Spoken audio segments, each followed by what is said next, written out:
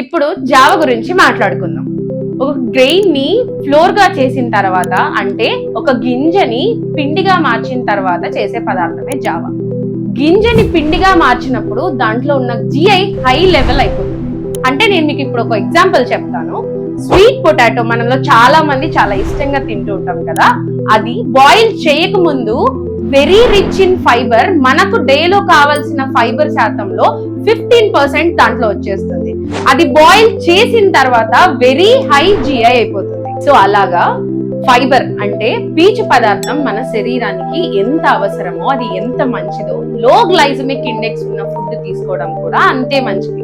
So గింజని పిండిగా మార్చి తీసుకుంటే దానిలో ఉన్న గ్లైసమిక్ ఇండెక్స్ పెరిగిపోతుంది. అలా కాకుండా గింజని గింజ తీరునే తీసుకోవడానికి ట్రై చేయాలి.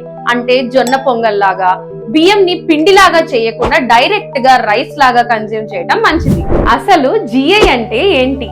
మనము తీసుకునే ఆహారంలో కార్బోహైడ్రేట్స్ లో ఉన్న గ్లూకోజ్ ని కొలిచే కొలమానం. జనరల్ గా జిఐ 55 లోపల ఉన్న ఫుడ్స్ తీసుకోవటం మన శరీరానికి చాలా మంచిది. మన ప్లేటింగ్ లో ఉన్న ఫుడ్స్ అన్ని కూడా లో జిఐ ఉండేవి తీసుకునేలాగా ప్లాన్ చేసుకుంటే మన శరీరానికి చాలా మేలు చేస్తుంది. వైట్ రైస్ కూడా తినొచ్చు, తినకూడదని చాలా అపోహలు ఉంటాయి, బట్ అలా కాదు, వైట్ రైస్ కూడా తినొచ్చు. రైస్ మనం ఊరికే తినం కదా, దాంతో పాటు పప్పు, రసం, కర్రీస్ ఇవి యాడ్ చేసుకొని తీసుకోవటం వల్ల దానిలో ఉన్న గ్లైసమిక్ ఇండెక్స్ తగ్గుతుంది. మరీ మంచిది ఇంకోటి ఏంటి అంటే, రైస్ తో పాటు మునగాకు పౌడర్, పల్లి పౌడర్, లేదు నువ్వుల పొడి ఇలాంటివి యాడ్ చేసి తీసుకోవటంతో గ్లైసమిక్ ఇండెక్స్ తగ్గుతుంది. కానీ మోతాజు మాత్రం చూసుకొని తీసుకోవాలి. గింజని పిండిగా మార్చకుండా తీసుకోవటం వల్ల మన శరీరానికి ఎంత ఉపయోగమో మీ అందరికీ అర్థమైందని అనుకుంటున్నాను. చివరిగా మనలో చాలా మంది రైస్ ని ఇష్టపడే వాళ్ళు ఉంటారు కదా, వాళ్ళందరి కోసం 2 చిట్కాలు.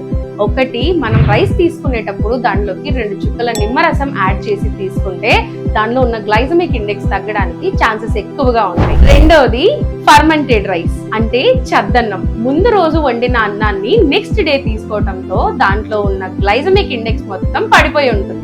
ఈ జిఐ గురించి మరింత ఇన్ఫర్మేషన్ తెలుసుకోవడానికి నా నెక్స్ట్ వీడియో వాచ్ చేయండి.